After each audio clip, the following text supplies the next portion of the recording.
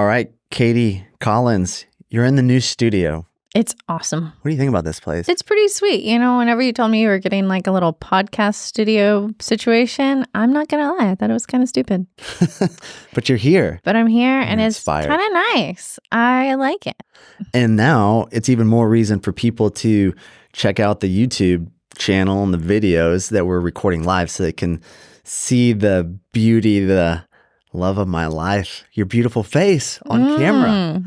So special. It's so nice. Nice. You get to see the view that I get to wake up to every morning. So thank you for making the trek all the way down to Austin from Rome Ranch. During ACL weekend. During ACL weekend. You're We crazy. just picked the worst weekend. But these are some of my favorite episodes because we're going to talk about stories from the ranch, and we typically dive pretty deep into a topic. And today we're going to talk about our biggest lessons learned, which are also some of our biggest mistakes that we made starting a ranch. I feel like we did an episode like that. No. Now that you... No? Never. Oh. Absolutely not. Maybe it's just we discuss these things frequently. Yeah. So it feels like maybe we've talked about this before.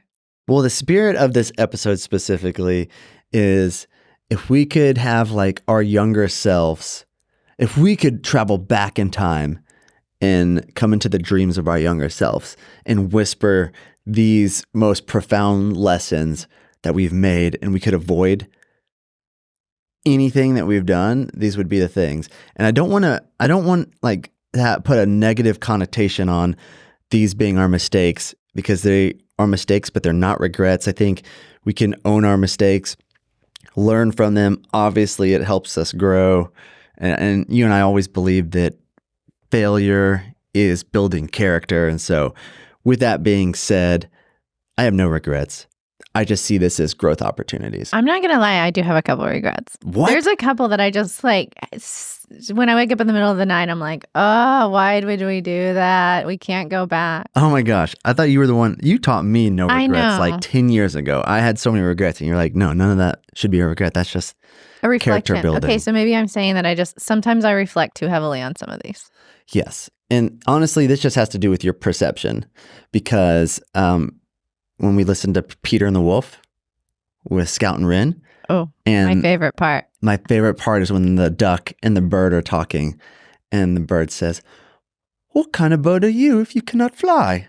And then the duck says, well, what kind of bird are you if you can't swim? Exactly. And so it's just such a amazing consideration of perspective. And so we are seeing this as moments that helped us become who we are. But at the same time, if there are things that make you cringe in the middle of the night, I know there's so many people that are aspiring that have plans that are manifesting to buy a ranch or to co-create on landscapes. And so I hope this episode serves you some purpose or at least serves you as some guidance to avoid some of the silly things we've done. So silly. They'll make you stay up at night. We had a mentor early on named Chad Lemke, good old Texas boy, and he had a bunch of good one-liners, but he was kind of helping us get started. And one of the things he used to say was, I made more mistakes that ended with 0,0,0,0,0, so my consulting fees that I'm charging you actually saves you money. Fair. And so we're not really big consultant people by any means. Feel like for the most part, they're kind of scam artists. For sure. But if anything is true about this podcast, we're not charging anyone consulting fees, but we hope that this does save some 0,0,0,0,0,0. I hope it saves you some nights awake and saves some animals' habitats. Yes. Okay. So let's start off with, I'll just throw one out there and we can riff on it. But when we first bought the ranch and we brought the bison out, we thought it was really important to train the bison to eating alfalfa cubes, which alfalfa is like this hyper palatable, high protein, sweet grass pellet. And we used it as a really important tool to teach the bison how to move through new pastures and how to pay attention to us as managers. Really important for rotating in our grazing plans. But we got a little bit carried away with it to the point at which we were like, hey, this one bison now can eat out of our hand. And keep in mind, when we first got the bison, they were like these cutie pie 1-year-olds.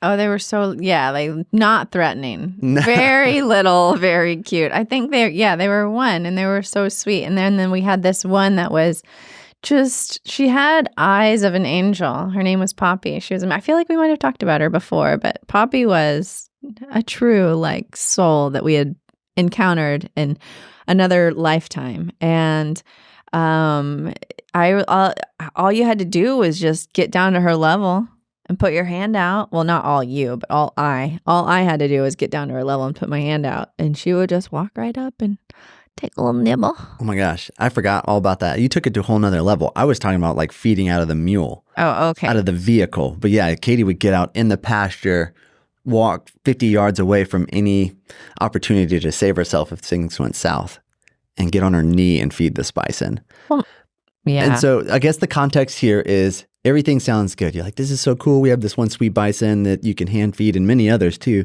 They're all really young. But what happened in the blink of an eye is that the bison matured. They doubled, tripled in their weight. So now we're not feeding cute little babies. We're feeding huge. tanks. Yeah, I remember one day Cecil stuck his head in the mule, and we all like shifted as far away as we could. And I was like, oh no, his horns are going to get stuck on the edges of the frame. I mean, and he's going to flip this shit over. Easily. And we didn't really realize that bison, even though we were somewhat thought we were training them, I think more so they were training us to require and to expect those alfalfa cubes. And bison, it's still a wild animal. It's not a domesticated species like cattle, sheep, goats. And so to me, bison are like bipolar, where one moment they can be your best friend, and then the next moment they can just kick your ass for absolutely no reason. There's always a reason. Okay, there might always be a reason. Maybe they're hangry. And the fact that you're even just tempting them with sweet smelling alfalfa. But the script flipped. We thought it was like so cool. And then in the matter of 2 years, it became a problem. Like terrifying. Because like even when we were coming into the pasture through a gate, the whole herd would sprint over to us because they thought they were getting fed. Mm-hmm. And so it became a problem. It was hard to open and close gates. Yeah. It was dangerous and super sketchy because when we had guests out to the ranch, they would literally crowd up right next to people. Yeah. Public tours. Like I felt like it wasn't out of the ordinary for an animal to jump onto a tour trailer full of people. We did have that happen. Yeah, one time we made people sit on hay bales in the trailer. Yeah. And the bison were eating the hay from under their butts. Mm-hmm. Yeah, we made some really stupid mistakes. So that was we were so lucky that we didn't have anybody get hurt or a vehicle get flipped over. Yeah, because it kind of came down to that point. I remember a couple of times towards the end where some of those big bulls, they were like, like Moses parting the Red Sea, where they were just standing in front of the vehicle and they were like, "Thou shalt not pass unless I get fed," and you'd be like, well, shit, I don't really have anything, big boy, big Cecil. And they would just keep walking up closer and closer. And then they would start rubbing their head on the back of the mule. And you'd be like, that's just freaky. And then you'd feel the back tires of the mule get off the ground. And you're like, I think he's communicating that we better feed him. Mm-hmm. And so it became such a liability. We're so lucky that we didn't get flipped over. But I think if we could do it differently, we certainly would have cubed the animals to train them to move through gates, but never allowed them to eat out of our hands. Or out of a non-moving mule. Yes.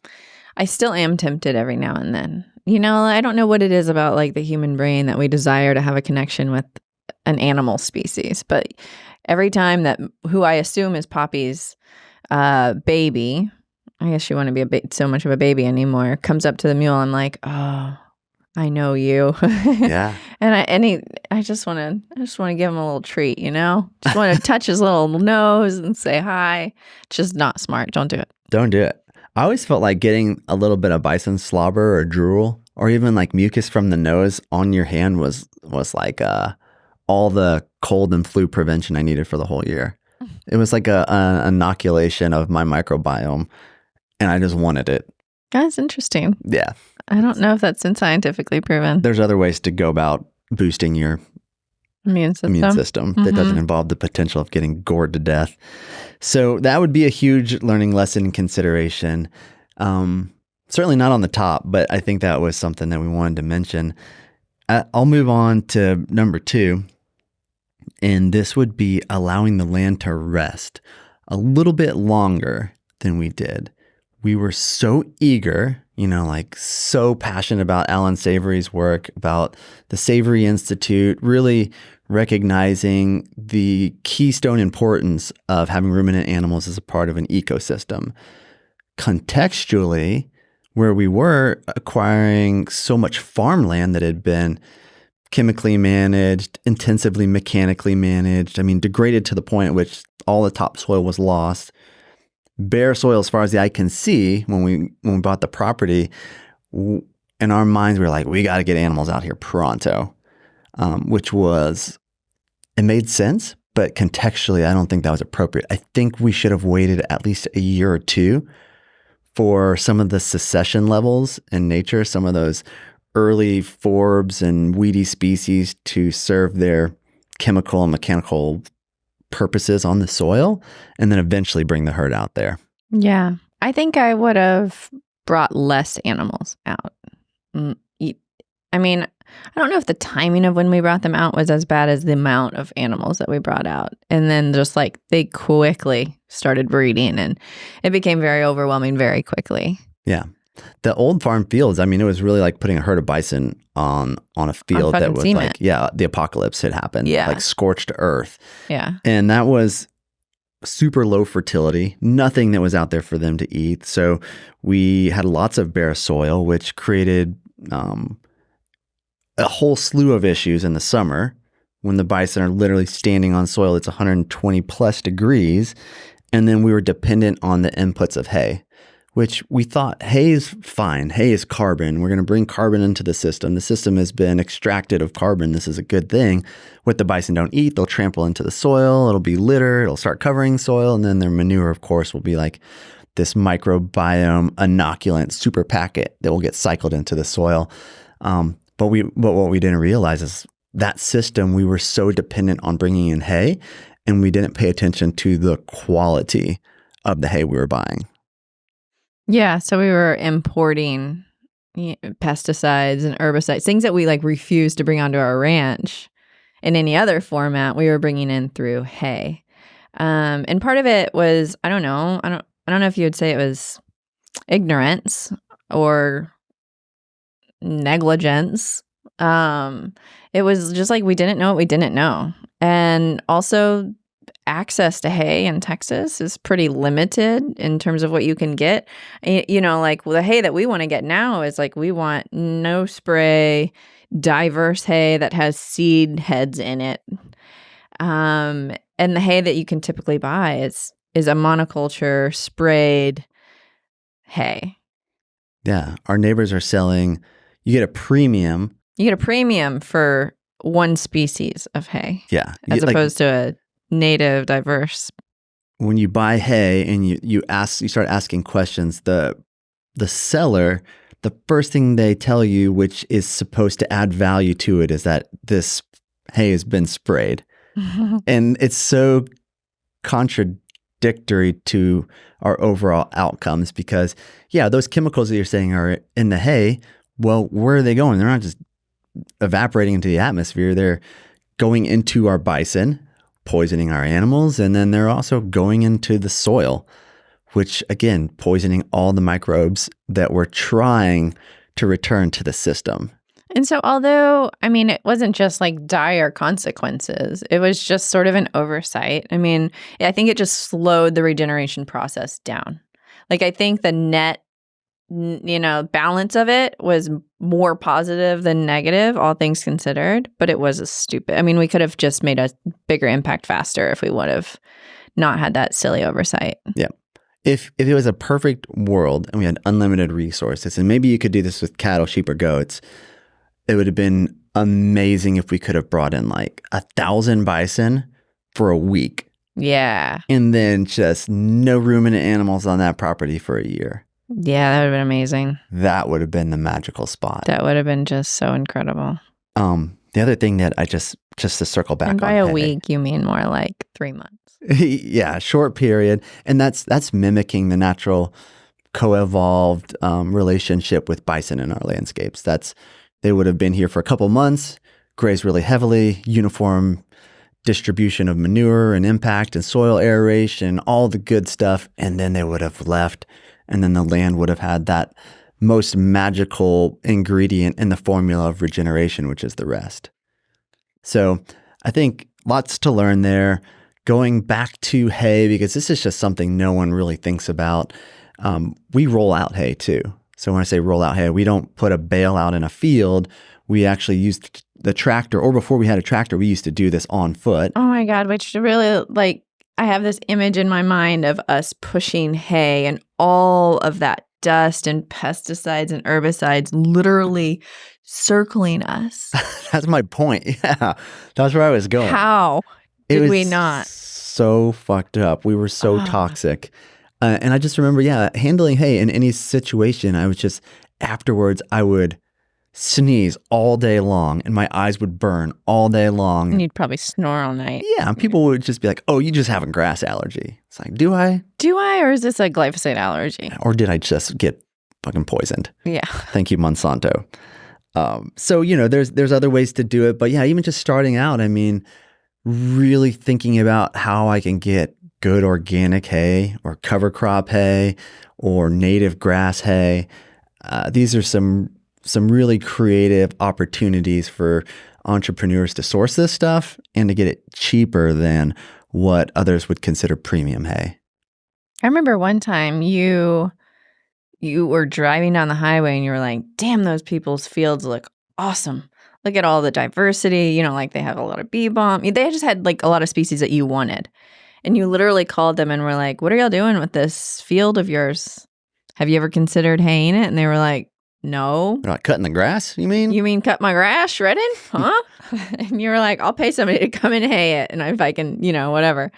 And y'all just worked out a little deal and we got some sweet hay. And now we have bee balm on our property and some of the other species that they had. It's awesome. Yeah. And we also have really good resource on other organic hay grown in the area. So reach out to us if you're looking for some. We can connect you with the right people over at Southwest Farms. Mm. He's the man, Lee.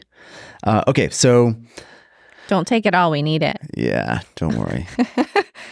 Do you wanna talk about one of yours? The one that keeps me up at night, honestly, is when we first bought the property. So Taylor said that we had a ton of farmland, but we also had, and still have, about half the property is rangeland, and so it's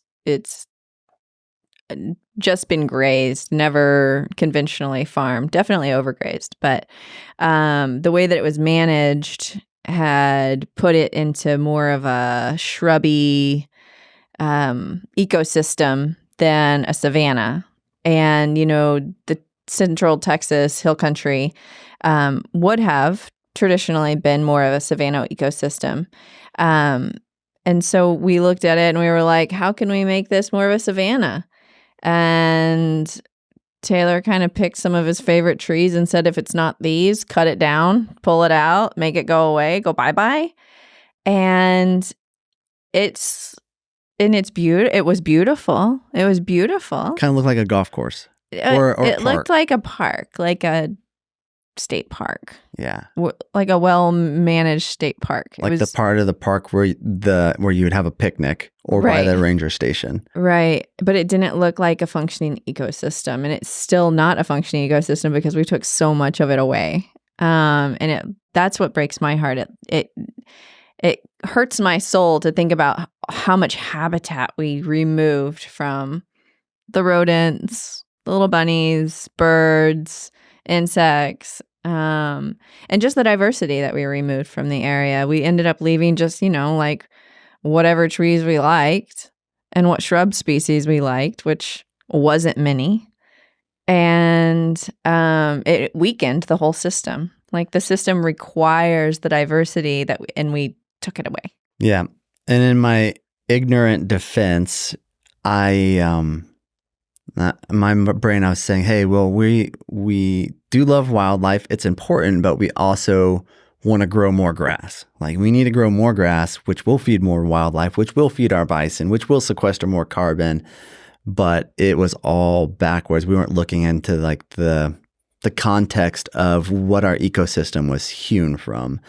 And one of the things in retrospect that's really heartbreaking that we've been thinking about more often is that we eliminated not only a lot of species diversity of plants, but we removed the freaking age diversity. Yeah, the age diversity. And that's just something that I feel like we just recently started like putting in our brain is the importance of age diversity. We talk about diversity importance in terms of like species. You need like ton of grasses, a ton of shrubs, a lot of different types of trees and different animals, but like age is a type of diversity that's so critical in an ecosystem too. So now all of our trees are going to die at the same time. Like they have a limit. Mm-hmm. They're not going to last forever. Yeah. When I think about scary age diversity, I think of like maybe pickleball. Or pickleball's a bad example because now young people play pickleball. But okay, like a nursing home where all of these geriatrics are living out the last, couple of years of their life, and they're just surrounded by other less independent people with comorbidities, similar age, similar dysfunctions. And it's like when a young person walks into that room, the room is just lit up with so much joy. They are so excited to see any class of human age that is younger than 60 years old. And so it's just like how much joy youth brings into a community. I think we can't discount that or discredit that in an ecosystem too. It's really strange because I was thinking about it in terms of like an ecosystem, a tree. Let's say you have like an entire savanna of 100-year-old trees. Great. But those trees have things to offer for the younger species of trees, and the younger species of trees have something to offer the older species of trees in terms of like, the system is so complex. There's like wisdom that is happening underground through those mycorrhizal fungi systems. Absolutely. And all the things. And so I don't know. It's not just like the young bringing in the joy.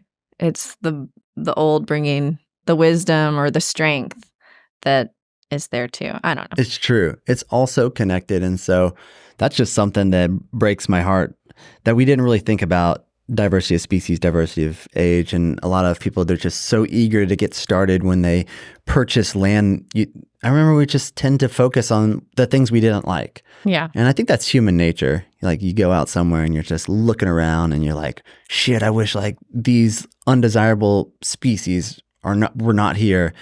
And you recognize that the system is moving in the wrong direction due to previous mismanagement. So you're basically like we simulated a catastrophic fire or something with the mechanical clearing we did.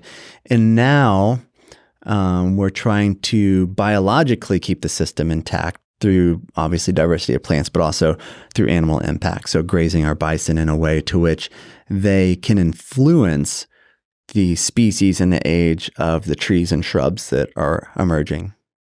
I think one mistake, aside from just the sheer clearing and removal of species, I think what we did with the removal of those things was also a mistake.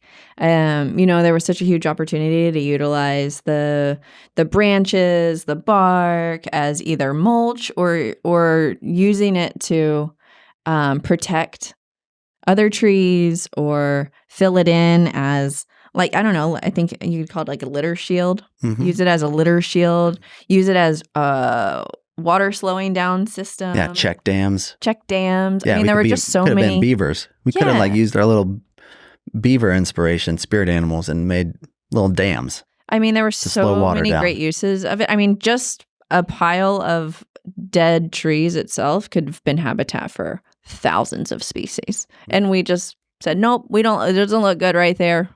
Burn that shit down. We could have started a mushroom farm. 100%. Just inoculated these piles of trees. So yeah, now, I mean, it's funny because we burned it we release that carbon into the atmosphere. Holy shit. And I remember justifying it like, we are releasing a ton of carbon into the atmosphere so that we can grow more grass than that's grown here in the last 80 years, so we can sequester more carbon. So it was like this math formula, and I suck at math, so I think you were also a little obsessed with like biochar at the time. Yeah, like, oh, biochar. Like, let's spread the ashes, let's spread the minerals, which is great.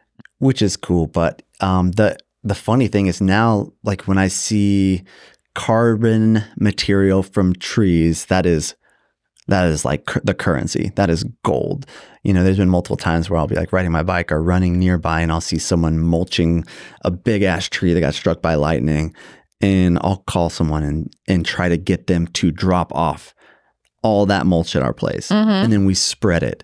And I'm like addicted to it. I wish we had more mulch. I wish we could drop dead trees from airplanes and helicopters into our big fields. That was interesting. So the pendulum has swung. But yeah, and I think all that carbon material, the way that trees work is they cycle leaves, especially on these deciduous trees, where seasonally they dump a ton of carbon into that critical root zone, which covers bare soil, which keeps moisture, feeding those roots, keeping the tree healthy, creates that fungal network, and then it all breaks down and feeds the soil. And so we basically removed that whole cycle from the system. But now we have the opportunity, if we can put our minds to it, to start bringing back that carbonaceous mulched material and starting to spread them under trees. So yeah, land clearing, just slow your roll. Just don't do it. You think you want to do something and be productive. I do love cactus removal still. Just do push-ups instead of getting on a tractor and bulldozing things. It's true. I think in general, hand doing things, it slows you down and it makes you really think like what's worth the effort. And it also gives you like a different perspective. Like when we did a ton of cactus removal in the winter, it was so awesome to see the habitat that was these cactuses. You know, there were bunnies, there were lizards, there were black widows, there were quail, all these things that would utilize these more established cactuses. And so, you know, we didn't take all of them. We made sure that there was plenty left for plenty of habitat, but the whole field didn't need to be cactuses. Yeah, I feel like what you're saying, we formed a relationship with those cacti, because we were hand removing so many of them. Yeah. That we understood them better. Yeah.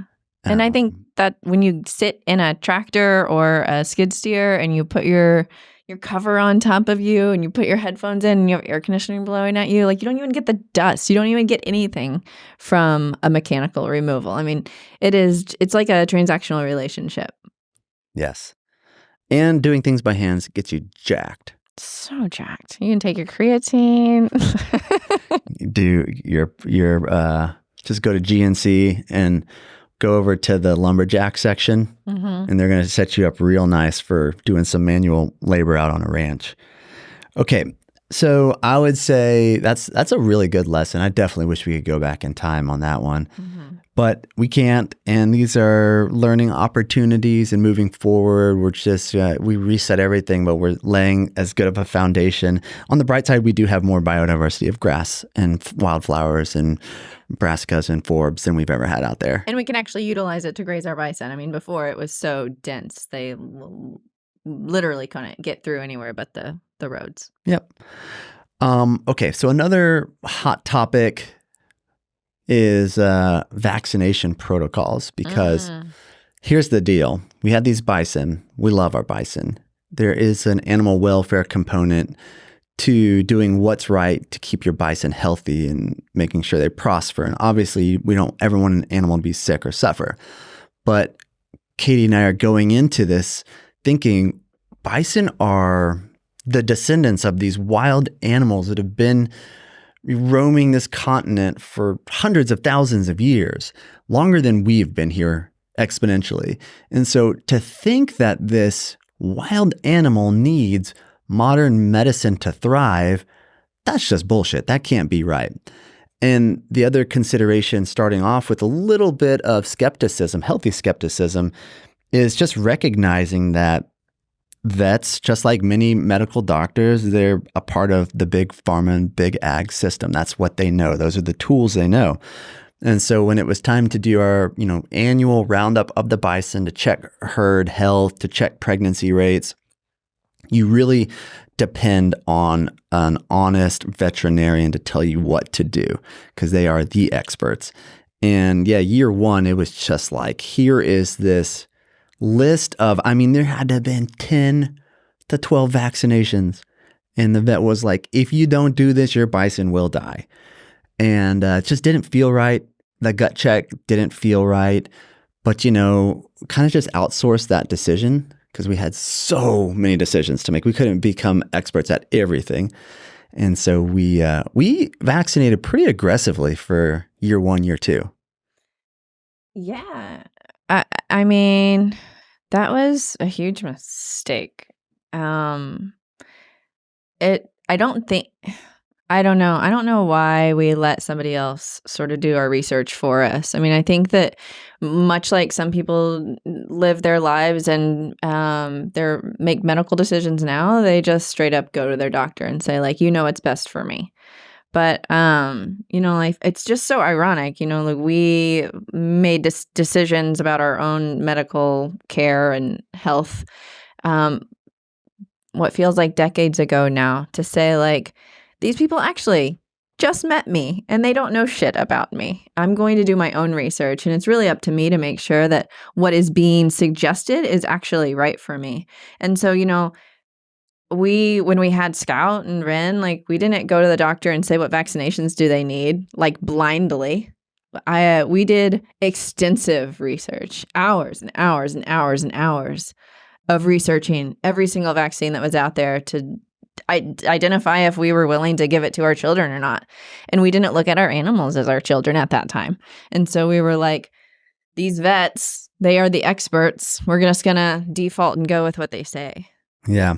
And another ironic thing, especially if you're raising bison, it's such a small industry. There's something like 20,000 bison that are harvested annually in North America, where there's 125,000 beef cattle processed a day in this country. And so the size of the herd is obviously different. The size of the industry is different. So a lot of the medical research that's being conducted, no one's really looking at bison because there's not a lot of money to be made. And so when animals are getting these extensive vaccination schedules, they're basing it on cattle, which right. No research has ever been done. Cattle and bison are not the same animals, by the way. Very different. They come from complete different lineages and have different needs. And so that's just more that we learned. I remember that first year when we just dropped the pharmaceutical bomb on these animals, the pregnancy rates were like terrible. They were very bad. And just our like dung beetle counts and microbial movement that you could visually see was very low. Yeah, you might want to explain why that was. We're, things like anti-parasitic medicine, which would have been on these schedules, gets absorbed into the animal, gets absorbed into the rumen, impacts the microbiome of that living animal. And then when they cycle fertility in the form of manure on the ground, any dung beetle, any kind of microbial tiny little critter that interacts with that patty now gets poisoned. Right. And so we were not only nuking our bison, but we were nuking the land, and there's all these unintentional consequences. And so, we kind of made a commitment every year we are going to go lighter. Less and less and less. We're going to dip our toe into the water here. We're going to remove like one or two vaccines or pharmaceutical treatments of these animals every year. And we removed every single thing this last year. And our vet, the last thing he was saying that we needed to vaccinate for was leptospirosis. And we were just like a little bit confident, a little bit arrogant, like, hey, we've removed like 12 other recommendations of yours and these animals are thriving. They're like in perfect form, great fertility, thriving out here, kicking ass. And he was like, all right. And so we removed that one this year, and we had some serious issues. So when a bison gets leptospirosis, they have spontaneous miscarriages.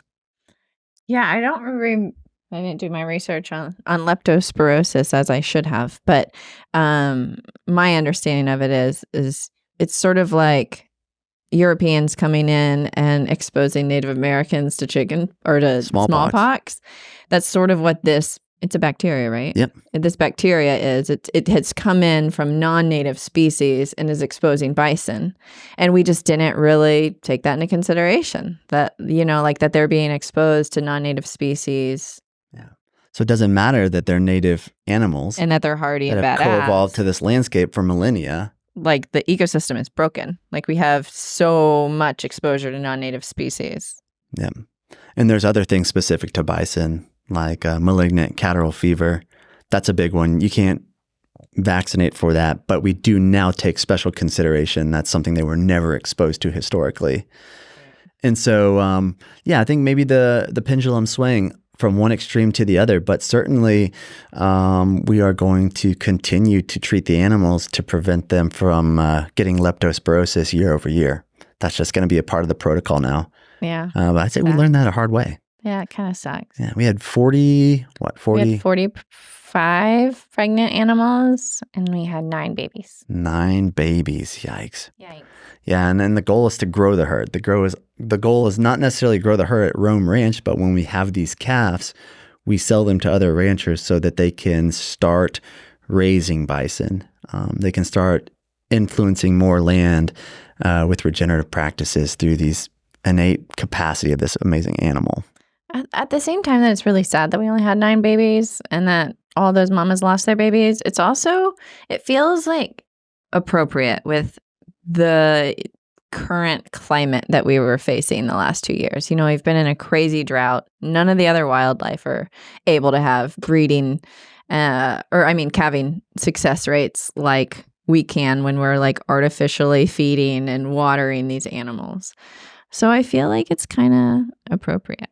Yeah, it was honestly a little bit of a blessing. Yeah, I didn't want 5 more babies. We could not have handled that. That would not have been right for the land. Rain. Right. Yeah. Anyway. So, again, just getting to know your veterinarian and doing research and honestly trusting your own instinct and your own intuition. But I still think that a veterinarian looks at a ruminant animal as the same ruminant animal, whether it's in a confined animal feeding operation, eating a diet that is not biologically engineered to. They see that's a cow, and then if there's a cow that's on a holistically managed regenerative system, they see that as the same cow, and they treat them the same way. Where obviously it's easy to make the correlation that one is going to be innately healthier than the other. Well, that's quite the generalization. I think that there's plenty of vets that don't. Yes, but you got to find those vets. Yeah. They're not going to just that's probably not going to be your first phone call. Correct. So, okay, the other one, this is kind of like personal for me, but when we bought the ranch, I really wish we could have approached becoming a part of the community differently, specifically with our neighbors. And we did not do a good job. And I don't think we did a bad job. I just don't think we put any effort into it. I think we met the effort of our neighbors. We just met that same level of energy. That's true. But I remember the two things that honestly kind of set the stage for me was I remember the first time we went out there and we drove out to the gate. This man was chasing us down the road in his little white shitty truck. And when we got to the gate and we opened it up, I think you got out because I was driving and you opened the gate and the man said, "Excuse me, I would like to speak to the man of the ranch." Yeah. And so he wouldn't even address you or acknowledge you as an owner, or decision maker, operator, or partner. Yeah. I mean, it was just super weird. And then the other thing that stood out from another neighbor, it was actually the guy we bought our ranch from.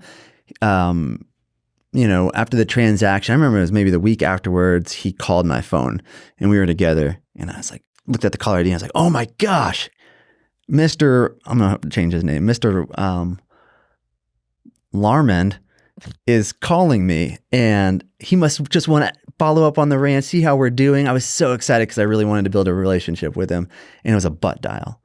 And you and I put on speakerphone, and the guy was just talking so much shit about us as loud as he could.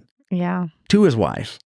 And his wife was like the hype crew. The wife wanted it. It was like the excitement of the damn week. And so she was egging him on. And I just remember him being like, they're the stupidest sons of bitches. They're going to raise bison. And she'd be like, yeah, tell me what the bison are going to do. Like, they're going to fuck up the pivot. Oh my God. What about the age of their ranch manager? Oh, yeah. Oh, he's 22. Oh, she doesn't know shit.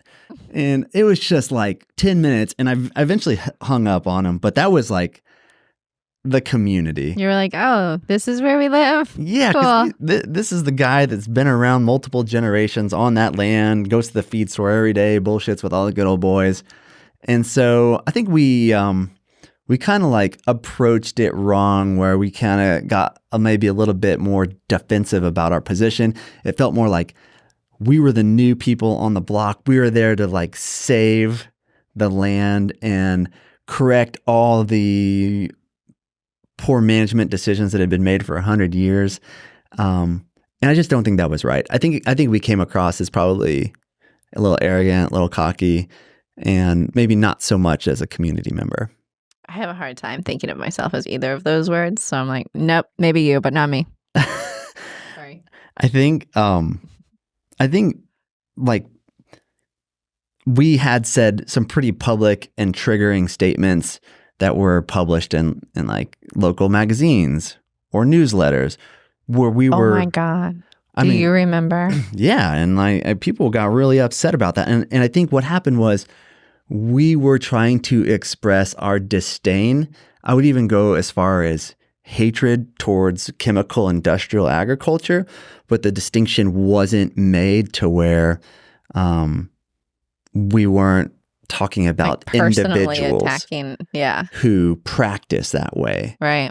And so we kind of like people got their feelers hurt. Their identity was chemical industrial agriculture. I remember we got an email from somebody that was insulted by us saying that people shouldn't use chemicals on their land. Oh, absolutely. And he was like clearly drunk because he wrote it at 3:00 in the morning. It was a little incoherent, but it was like a novel. Yes. Trying to defend his family. And I think we could have just approached it a little differently. Me too. I think we should have made the distinction more clearly that we stand against chemical industrial agriculture, but we always stand for the farmer and the rancher and the land steward, no matter what. And there's a really good quote by Mark Twain that has been popping up lately that I always think about with this. And it's that loyalty to your country is a must, or it's always, but loyalty to government is only when it's deserved. And I kind of see that like with just being loyal to your neighbor, being loyal to that land steward, even if they're misguided or have different perspectives, but never being loyal to the bigger chemical ag system, which funds so much destruction globally. Mm-hmm. So if I could do it again, I would have like legitimately just been like, hey, all these people are going to talk shit about us, but let's invite them over for hot dogs. Hot dog. Couldn't have done anything else. It's true. Maybe we could have had some chili dogs. I don't know. Corn dogs for the kids. But we should have like just broke bread. It's true. Broke white bread. It's not too late. I always tell the scout, it's not too late. It's not too late. And maybe we just need to, on the next podcast, we're going to tell you guys about our corn dog hopping picnic. I don't even know what you're talking about. Oh, okay. It's not too late. We're going to do it. We're going to break bread. We're going to break corn Wednesdays. dogs. Yeah. Yeah. So yeah, I think now we just don't really have much of a relationship with some of our neighbors. Some of our neighbors absolutely love us. At least they say they do. Yeah. Maybe we don't hear that at the feed store, but we don't go to the feed store. The kind of one really cool example is when we first moved out to the ranch, we really wanted to lease more acreage to increase our impact and our footprint on this regenerative system. And so we went to two of our neighbors immediately, and they were like, sorry, we've had the same grazing cattle lease in place for 25 years. You guys drive a Prius. You're from Austin. You don't know shit about land. We still think you guys are nice, but we're just not interested. And it took about 6 months for them to change that perspective. I feel like it was like maybe a year. Yeah. There's still a blip on the overall radar. And they saw not only that we were walking the walk, but that objectively, specifically, they could just be like at their fence line at the end of the day. Yeah. And it was just like Noah's Ark on our side. I mean, 2 of every species. 2 of every elephants, giraffes. I mean, everyone was just getting ready for the flood, and there was the loading zone on our side, and then their side was just like a dead horse just rotting, and the vultures wouldn't even eat it. And so I think that visual was just that helped us obtain 300 more acres of leased land and build really great rapport with those neighbors. And they're gangsters. I love them. I love having them. And they're not gangsters. I'm pretty sure that if like a gang of, I don't know, Crips rolled up to our ranch, we could call both of them. And in the matter of minutes, they would be out there with 22 rifles. That's true. I don't know if they would know what a Crip is, but. Okay, maybe we'll have to organize the militia a little bit more. Yeah. Formally. Okay. So reflecting on biggest mistakes, biggest opportunities for other people not to do these things. Yeah. Do you have one? I know, you just flipped your paper over. I mean, I think we set out intentionally to have Rome Ranch be an operational ranch. So a functioning ranch, but we also had the intention for it to be an educational hub, like an inspirational place where people could go out, see the transformative potential of regenerative agriculture, be inspired, adopt those practices regionally or locally, but then also bring people from communities. And so with that being one of our goals, many times over the years, we've had people, agencies, sometimes fake news, like Vice News, reach out ahead of time, say, hey, we want to do this story. And Katie gave a little bit of this sniff test and said, these people are horrible. Let's not bring them out to the ranch. But I always default to like, hey, when you put your feet on this land and you meet the people that are caring for the animals and you see what we're doing, I don't care what perspective you come from, whether it's hardcore vegan, hardcore propagandist, hardcore fake news, it's going to transform you because somewhere in that hardened exoskeleton, you have a soul and this touches your soul. And that never happens. It's a nice perspective. Yeah, I want to believe, but I think in retrospect, we just are realizing that a lot of these people have mental disorders. Yeah, that's true. That's true. And it's just so, what you said, what did I have on my list? And I think this actually goes quite well with as a segue because, as you said, I did a sniff test and I said, nope. And you said, yep. And there's just been things, regret-wise, there's been things that I reflect on that the reason why they happened is because I didn't fight hard enough or I didn't give it my full attention.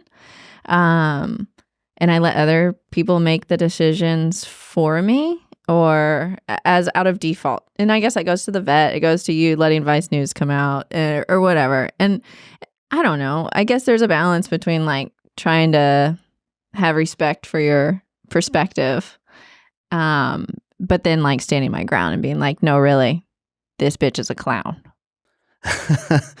Yeah, we should have, you're just referring to one clown specifically. Oh, yes. And she probably doesn't have a job right now because her fake news agency, Vice News, is out of business.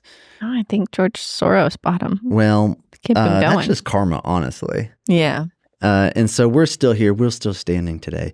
But that kind of stuff does hurt because you are putting yourself in a vulnerable situation. Like even though we want to share and we want to celebrate this message and the work that we're doing and so many other people are doing, this is still like, this is our life. This is our family. This is our home. This is somewhat of a piece of our identity. And so when you invite the wrong people that bring the wrong intentions and the wrong energy, it really does hurt. It does hurt. And that specific thing that we're referring to, I mean, it wasn't just it didn't just hurt, I feel like, us personally, but I feel like it was sort of making fun of the other people that attended the event. Like, it showcased them in a light that does not represent who they are at all. And so I don't know, I feel regretful that I would allow that to happen on our property. You know what I mean? Yeah. So would you invite, so if PETA, the pedophiles, wanted to come out to the ranch to have a tour, would you invite them? Would you let me if they wanted to film some videos? Only if you said, come on. I'm going to change their minds. What about if China wanted to come out to the ranch? Of course. They think they do come out to the ranch. Okay. I think China's there all the time. So you're cool with China coming out to the ranch? Of course. What about William Gates? So he wants to make a documentary called Game Changers Part 2. You're good with that? Seems like a good spot to do it. So pretty much everyone is welcome. All are welcome here. Maybe. It's just hard because there's two of us. And so if we conduct a vote, we can get in a lock. We can get in a scuffle. Yeah. So we need a tiebreaker. It's true. Sometimes it's like, do I want to go to bed at 9 p.m. or is this going to be more like an 11 p.m. kind of conversation? Yes. And then sometimes has to make the decision. Yes. But a lot of the lessons that we've talked about today, they have caused physical pain, emotional suffering, distress, nights where you, but more than me, have lost sleep. And I think there is something about just the human experience, how it's interesting. We've, as a species, we've been around for 250,000 years, and life before, I don't know, the last 100 years was fucking hard. To survive, to just live a week, there was no guarantees. I know. And so just think about what that must have felt like from the perspective of stress and struggle. And it's unimaginable, but I think there's something still within us that looks for that seeks that. But I don't think you have to have a hit piece from Bias News to feel that way. I think you can just get in that cold plunge every morning. Yeah. Or get fucking shredded. Or get jacked. Creatine. You don't need creatine to do that. Okay, so my last thing when I was reflecting on this episode, it's kind of lame. So if you have something better, we can go for it. I don't know where you're going with that. Okay, I'll just do mine and then you can wrap it up with one of yours. But we just refused to buy a tractor for like 2 years because when I think of tractor, I think of just destruction. Green John Deere, just pulling like this big ass till and then unhooking the till and putting this big ass seeder, unhooking the seeder, putting a roller on it, and then just fucking dousing the land with chemicals. And it just represented everything we were against. So I felt for a long time we were like anti-tractor. And then we were also maybe a little bit mentally unstable, and we were like, we can do anything a tractor can do. Look at these muscles. And I just remember we suffered rolling out hay. We already talked about that by hand, just coating ourselves with chemicals. That was ridiculous. I remember we would just hand dig trenches. We'd roll out, tens of thousands of pounds of water line. Yes. Just energy that was expended was like the Egyptians building the pyramids. I don't think it compares, but I was thinking about like carrying. We used to be like, we're not using the mule or the tractor or whatever, and we would insist on carrying buckets of like chicken or turkey food, like half a mile. Yeah. Why? We're not Amish. No. I think that we were like, it's an extra workout for the day. Why not? But it really just wasn't a smart use of time. It was not. I just feel like when you think about tools, it's not the tool that's destructive. It's how you utilize the tool. Yeah, it's the human manager behind it. Isn't there some like Aldo Leopold quote where he talks about how you can use the same tools that were created to destroy, you can use them Yes. to rebuild? Yeah, it's a famous conservation approach. It's like, I don't even want to try to remember this right now, but it's the axe, it's fire, it's axe, rifle, fire, and God, there's one other. But, you know, it's just like the whole gun debate where people are like, guns are horrible. They're killing people. They're the cause of school shootings. And I'm not trying to get political, but it's not the fucking gun.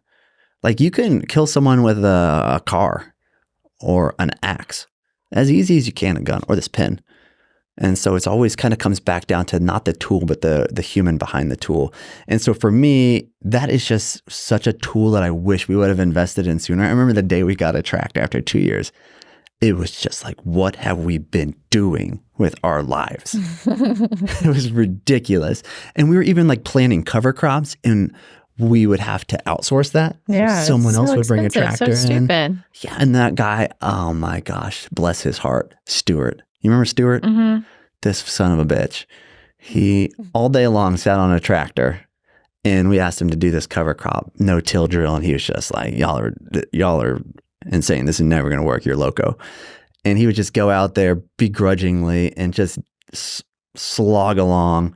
And this poor guy, I mean, we used him for 3 years. And every time we saw him, he had another form of cancer. Mm-hmm. You remember that? Mm-hmm. So sad. It's really sad. So sad. And it was like such a obvious correlation to us. We're like, this guy for a living contract, sit on a tractor, sprays all day long, chemicals all day long. He's exposed to it. And every time we see him, he's dealing with another kind of cancer. Yeah. Poor guy. Yeah, it's pretty heartbreaking. But maybe in that retrospect, if we could buy another tractor, we bought a used tractor, would you buy a covered tractor? Fuck yeah. Or open air? We went open air. We went open air. I would get a covered tractor for sure. Yeah, I thought covered tractors were for like lazy people who just didn't want to interface with the environment. Like, it was either too hot or too cold, or they just wanted to, like, you know, jam out to which is Alan also Jackson, kind of fun. Which is totally cool in climate control with their GPS. But that was wrong. Yeah, those people you are had smart. firsthand experience with that. Yeah, if you are rolling around with any heavy equipment in a pasture, you have the potential of running over a hornet's nest, and those hornets can fuck you up. Why don't you tell the story? Okay, that happened to me firsthand. Mm-hmm. I was rolling around in a beautiful, diverse pasture, and it was the end of day, and I parked, got out to look at a water line, and something hit me in the cheek. And I mean, it felt like if we were in the Amazon and that happened, I would have thought one of the untouchable tribes members shot me with a poison dart frog in the cheek, and it was sticking out of my cheek. That's what it felt like. And I just swatted it away like, ouch, that was horrendous. What happened? And then I look up, and there's, I don't know, 100 wasps circling my head. And within the matter of probably 3-4 seconds, I got stung 80 times. Because it was like, the wasp stung me, each wasp stung me like 2 or 3 times. All over my head and face specifically. So I ran for my life, and it was so scary. And that night I got so sick laying in bed, I just started vomiting because of all the toxins that were put in my body from those wasps. But the moral of the story is that's why these good old boys ride around the tractors that are covered. So smart. Yeah. It actually makes a lot of sense. So they kick up those wasp nests, and then they just kind of like get to have a really cool National Geographic. That was a good learning Planet lesson Earth for experience. us. In terms of like things that we regret doing or not doing, that was like a huge wake up call for us that we needed to have like emergency EpiPen kind of situation on hand, because we have no idea who on our ranch or contractor, our kids or whatever might have like a serious fatal type of reaction to something like that. Yeah. That's a really good point. And even to that realization that we are responsible for our family out there. We can't rely on other people for incidents that are somewhat out of our control. I think we recognize too that fire was a something we really needed to take more proactive risk mitigation. Yeah. And so that was something too late, too long, too many years went by, but now we are stocked with fire extinguishers in every vehicle on the tractor, in every shelter on the ranch, just always prepared for if we have that moment to do our best to minimize damage. Yeah. Man, but I remember this really funny, I remember the first time that we ever had a tractor, you were so excited to go out and shred a field. Oh, I was so excited. And you didn't know how to drive the tractor. And so you were It was so bumpy. Didn't change the gears and you were just blazing, hauling ass through this field left and right. And yeah, tractors, they don't have suspensions systems. So like it's all fixed. The wheels, how they articulate with the body of the vehicle is fixed. So it's a rough ride. And all these companies, all they do is they'll just put a little spring on the seat. Awful. And oh my gosh, it is a roller coaster ride. I remember I had to stop and go put a sports bra on because I was bouncing. Yeah. I mean, you pee your pants if you have to pee. Mm-hmm. So I remember looking at you and you got an alternate personality name that day. I think I was Tractor Tracy that day. Tractor Tracy? I thought you were Ranch and Rhonda. Oh, Ranch and Rhonda. Yeah, I was Ranch and Rhonda. That was the first day that your alternate ego came out. Yeah. Ranch and Rhonda, where you got serious. Yeah. Okay, so that like tops my list of if I simplify it to the things that I would redo. Yeah. That was a good list. Did you have one that you wanted to add or? No, I didn't. I think that's a pretty good list. I feel like we talk about a lot of our oops moments in a lot of these ranch podcasts because it seems like that those are the most interesting. You could just gain so much perspective from the like, oops, I would have done that different moments. Yeah, people like they slow down when there's a wreck on the side of the road. It's true. It's kind of like we're manipulating people's psychology because we know that people like stories of trauma. But these are true stories, and I think. Just in summary, we're always figuring things out. We are always evolving. We do not have all the answers. I think it's easy to, as someone new into agriculture or even multiple generations, and you just want to do things differently, to be intimidated and freak yourself out that you don't know what you don't know. And so you're not going to do anything. It's kind of like you're paralyzed with fear. But I would just encourage you to not be deterred by that. Because we don't have all the answers, but we're damn sure on our way to figuring out many of them. And so go out there, make mistakes. But have good intentions. Yeah. Like I think as long as your intentions are really good and you're willing to learn from your mistakes and do your research, I think doing your own research is pretty critical. Yes. And asking the wise elders. Don't be in that silo of no age diversity. But don't have analysis paralysis either. Yep. I will just say that failure builds character, hardship shapes resilience, and pressure makes you better. Because don't you know that's how diamonds are formed? I do now. Be a diamond. Okay. Okay. Well, it was nice chatting with you. Nice chatting. Till next time. We don't usually get an hour to just talk to each other. We're usually interrupted. Stories from the ranch. This is how we're going to do it from now on. Farewell. Bye-bye.